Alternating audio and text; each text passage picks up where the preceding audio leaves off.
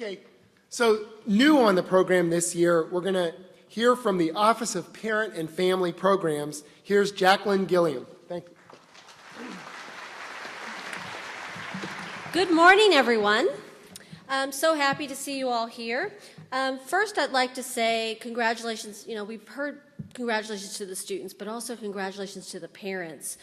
You're all sitting here today because your sons and daughters have been admitted to UCLA as the academic elite, the talented, and the driven. But we really recognize that they didn't get here alone. It was in a great part to you pushing and prodding and encouraging them to excel. Well, we also recognize here at the university that there's only 3 months difference between a high school senior and a college freshman. And the growth that's necessary for your children will happen over their next 4 years and beyond. So we don't expect you just to sever that relationship now that they're 18. I know that when I went to college, it was interesting because we didn't have cell phones, and to make a long-distance call was pretty expensive, and pretty much I only saw my family on holidays and when I had to travel for some kind of family event.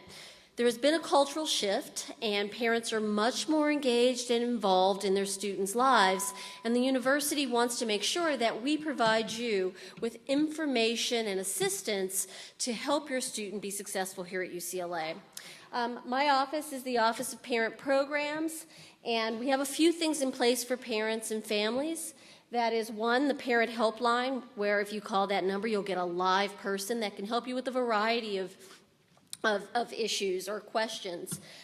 What we see as main concerns for new parents in particular is size of UCLA, transition, safety, the first year experience, roommate discrepancies, but that's just a tip of the iceberg. We get all kinds of questions and inquiries. Nothing's too small and nothing's too big, so please don't hesitate to call if you have any concerns. We also have email assistance. mybruin@ucla.edu, so if you don't want to call and you want to remain anonymous, you can email us. And then we also have a newsletter. Our newsletter goes out 9 times a year, and it'll come from Bruin Link. And in that newsletter, it really contains the nuts and bolts of how to be successful here. We have a Facebook, and I have to admit that when my staff first told me about starting a parent Facebook, I have a junior in high school, and when Facebook first came along, I joined just so I could spy on her. She wouldn't friend me, and so I just kind of put it to the wayside. And my staff, they're all young alums from UCLA, so they came to me and they said, "Hey, Jackie, in January, about 6 million people in your demographic joined Facebook." Okay, great, my demographic, what does that mean? I guess people in their 40s are using Facebook. So I still was a little hesitant. I said, well, what could we do on Facebook? Well, we decided to use Facebook in a different way. We do not use Facebook in the same way that your students use it. We use it really to push out information. So we use it to provide information about dates and different things that are happening on campus, as well as address certain emergencies that happen on campus. So we use it for that, but you'll also get emails not only from me in my office, but all the information to parents and families from the chancellor also comes from us. So if you need anything, please don't hesitate to contact us. Lastly, we do have a big event in October, October 29th through the 31st. That is our Parents' Weekend. It's essentially back to school night at the college level, and we strategize in coordinating that event, thinking that 3 months into the time that your student's here, it's just when the novelty of college wears off, they're starting to get homesick, you're starting to miss them, and we want you to come back to campus. You'll get an opportunity to engage with the engineering professors during an open house, but it is a time when you'll be able to talk to them more about your children's experience and what's going on at the school. So lastly, I want to leave you with something that a parent told me recently, and it really stuck with me. It said, Jackie, I have to remember that my child is the person that I helped create. And that this Navajo proverb she left me with is, we raise our children to leave us. College is the supreme moment of parenting. Keep in mind, you're not only losing your child, but gaining an adult. And we hope that you will not only allow your student to become a Bruin, but you'll also become part of the Bruin family. For those of you who have decided to become a Bruin already, welcome. And for those of you who haven't come over to the Bruin side, we hope to see you here in the fall as well. Thanks so much.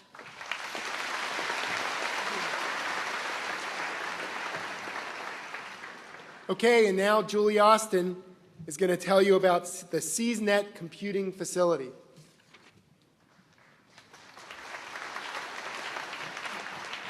Hello, everyone. I want to first tell you I know you're getting a ton of information, so don't panic if you don't remember anything I say. You can always email us.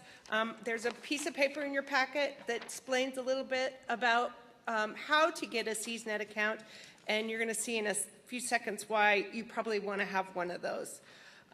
We handle, as you can tell, all the technical needs from each of these academic units are very diverse. So we handle instruction or instructional computing for each of the academic units. These services are only for engineering students or students taking engineering courses. So you guys, we consider you our customer, and you're our main goal to try and make sure we're meeting your needs. We do email the student once every quarter that gives you sort of an update on what we do offer, just in case you forget any of it, or you didn't think you needed something earlier and now maybe you do. Or you can always email us, help@seas.ucla.edu. We're happy to do that, answer any of your questions. We have 4 open computer labs, 1 instructional lab that's reserved just for courses. There are in those labs about 200 window machines, and we've got about a little bit over a dozen Linux end-user machines.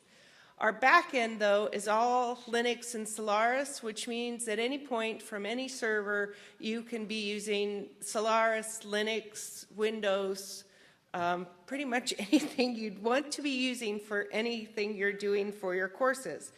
We also have a remote server, which allows you to access 24/7 the Windows lab environment or the Unix lab environment. So you can pretty much do your coursework anytime. Our typical hours for our labs are 8 a.m. to 11 p.m. We do extend the hours 5th through 10th week till 2 a.m. So you can always find a lab computer available. I'd say our busiest times are generally around lunchtime. I think everybody goes and checks their email at that point. We have lab consultants on duty. Whenever the labs are open, those are generally students just like you. In fact, today I know you have in your schedule to go visit the SEASNet labs from 2 to 4. One of the lab consultants on duty today is an engineering student, and he's happy to answer any of your questions about engineering. Or the other lab consultant is happy to answer any of your questions about the labs themselves. The labs are actually open tonight till 11, so don't panic if you're not going to be able to get to see them between 2 and 4. Keep in mind that the lab consultants, their office is on the 2nd floor lab, which is 2684 Bolter Hall. But the other labs, you can feel free to wander around and look at those. We do offer help desk programming support during regular business hours, 8 a.m. to 4:30 p.m. My staff are pretty good, so they'll know if you're asking us to do your homework, but they're happy to help out if you're running into sort of technical issues and need clarification how to use a piece of software or something like that. And we do have, I think the last time I counted it was about 170 engineering software packages, so you're not expected to have all that software on your own machine, and nor would you probably want to, since some of it is very expensive, but we make sure it's available for you for your classes. There are printing services. We charge a nominal fee. We just charge you for toner and paper from any of the labs. That gets charged to your URSA account, which is the account that you're billed for your courses as well. We also have 2 course management systems in the School of Engineering, CourseWeb for the courses with the exception of electrical engineering, and electrical engineering has EE-Web. It gives you one place to handle all your engineering courses, and as Dean Wessel mentioned, your undergrad advising will also be available through CourseWeb. There's a piece of CourseWeb that was actually developed. I like to mention it because it was developed by the Association for Computing Machinery, which you've heard us talk about before. It's Course Chat, and they integrated it in with CourseWeb. So we've tried very hard to work with our students and the student associations to make sure we're giving you the tools you need in order to do your coursework. Finally, I want to talk, the one question I get asked every year, and this is probably my 13th year standing up here, is what kind of computer should I get my student, or what kind of a computer should I buy when I come to engineering? We try very hard not to tell you what to buy because we believe a computer is a very personal choice. You know more than we do how you're going to use it and what you're going to use it for. But I can tell you that we're going to have the computing resources you need to run the majority of your coursework. That's not the majority, all of your coursework, but the majority of the engineering programs you'll need. That being said, the School of Engineering is a member of the Microsoft Developer Networking Academic Alliance Program, which means as a student enrolled in one credit engineering course, you get access to hundreds of free Microsoft software. The only exception to that is Office. That's pretty much the only one you won't be able to get to. I like to mention that, and I know there's a lot of Mac users out there. I can tell you I have had at least one student I know I believe it was civil engineering, tried to run Autodesk software, which we also offer for free to engineering students, and it wouldn't run on the Mac that was running Windows. So I sort of like to point that out. We're very much a Windows shop in that's what we see mostly. We'll help as much as we can with problems with Mac computers, but just keep in mind that because most of the software runs on Windows, that's really what we know best. The campus does have free antivirus software, so once you have your student ID, you can go to bol.ucla.edu and pull that down so you don't have to purchase antivirus software.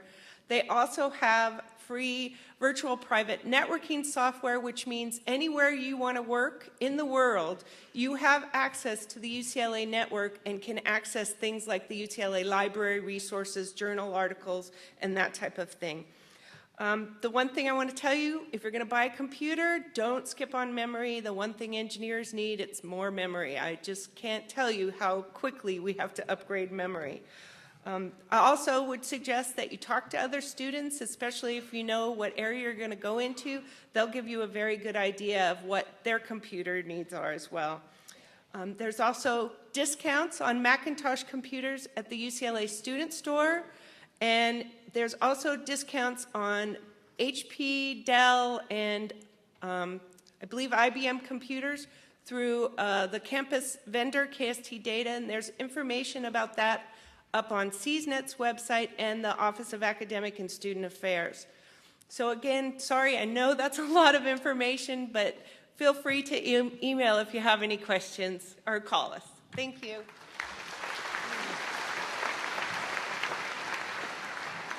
Okay, so you might work until 2 a.m. in the computer lab, or you might stay up all night building a human-powered submarine, but sooner or later, you've got to go home and get some sleep. And so Mark Pukowski from a community housing manager is going to tell you a little bit about housing here at UCLA.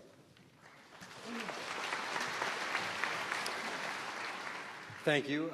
Everybody here has congratulated you and welcomed you. Let me be the latest to do that. Congratulations on your admissions. I know everybody here at UCLA, especially the School of Engineering and Applied Science, is very proud of the academic tradition that UCLA has and all the academic opportunities that we offer. We are equally proud of our on-campus residential community. That's right, we don't have dorms, we have a residential community. I should point out, in your packets you have on-campus housing brochure, and in there's a little slide out, smaller handout on dining services. UCLA is actually ranked #2 among public universities for their residential dining services, so we make it easy for you to put on that freshman 15. You'll actually be the last people to receive these brochures. We moved everything entirely to our website. So I really want to stress our website. That's housing.ucla.edu. You can do everything housing related from that website. You can click on My Housing. There's a My Housing icon that'll take you to the application where you would fill out and submit your application. The time you submit your application, there is a $30 non-refundable application fee. The deadline for incoming freshmen to apply for housing is Monday, May 3rd at 4 p.m. You can apply for housing right now before you've submitted your statement of intent to register. In fact, we recommend that you do so just for your peace of mind. Know that you have a guarantee of a housing offer. Before I get back to that, other features about the website, Ask Housing is another icon that'll take you to a database of more than 800 commonly asked questions, which we review and update regularly. You can search by keyword or phrase. If you can't find an answer to your question, you can submit a question and someone on our staff will get back to you by 9 a.m. the next business morning. So again, all of this you can find from housing.ucla.edu. UCLA offers a guarantee of housing for 3 consecutive years for incoming freshmen. That's provided that you submit your application by the deadline, again for you incoming freshmen, that's Monday, May 3rd by 4 p.m. And then your housing guarantee would continue as long as you meet all subsequent payments. We have 3 different facility types, and you can rank your preference of facility type on the application. There are residential plazas. Those would be doubles or triples. Those would have either a private or shared bathroom. There are residence halls, which are high-rise buildings. That's maybe more of the prototypical, what you might think of when you hear the word dorm.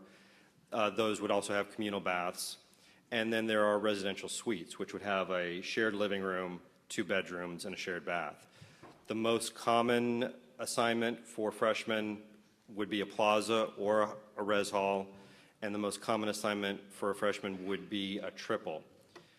For 2009-10, the current academic year, 4,200 freshmen decided to live on campus in our residential community. That was 92% of our freshman class.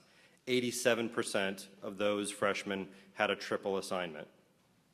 So it depends on availability. We'll match you with the highest availability based on your preferences on your application. But triples are by far the most common assignment, so keep that in mind. We will be launching housing tours later this afternoon. We'll have student volunteers. Many of them are engineering students, but not all. Some are bio or chem majors or poli-sci or history or even art. Undoubtedly, many of them chose those majors because they knew they couldn't get into the School of Engineering. But don't hold that against them. They can provide a lot of insight into what living on campus is like.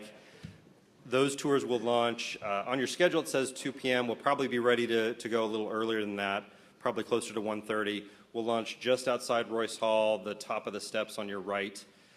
Plan on those tours lasting 30 to 40 minutes. It's about a 10-minute walk, 10 to 20 minutes there in the residential community, and 10 minutes back. Those students will take you to their room, so you'll get a chance to see the different room types. It's unlikely because there are so many of you that will be able to show you multiple rooms. So if there's a specific room type that you absolutely have to see, let our staff know, and we may pull you aside from one group and have you go in the next group. But again, all the tour guides can talk about what the differences are. They'll point out the dining facilities as you walk along. They'll be able to show you, give you a good glimpse at what residential life is like here at UCLA. So again, welcome and thank you. Thanks a lot. Thanks a lot, Mark.